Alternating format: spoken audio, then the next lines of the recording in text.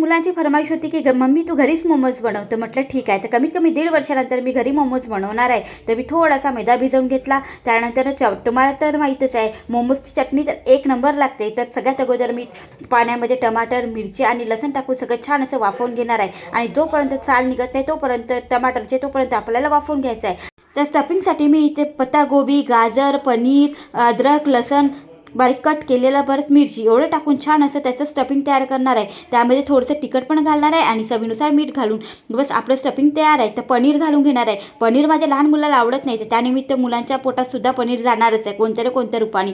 तर बस इथे टमाटर काढून घेते, छान थंड करून घेतलं आणि बस त्याला बारीक करून घेते, कोथिंबीर वगैरे टाकून, थोडंसं जिरं टाकून आणि इकडे जिरं मोहरी टाकून फोडणी देणार. मुलांच्या मनपसंत वस्तू जेव्हा बनतात तर तेव्हा ते स्वतःहून मदत करतात आणि या टायमिंगला त्यांच्या किचनमध्ये इतक्या चक्रा झालेल्या मी तुम्हाला सांगू शकत नाही. आणि जसं मला आकार देता येईल तसे आकार दिले. एक सोबत सगळं मी इडली पात्रात वाफवून घेतले. बस आपले मोमोज तयार आहेत.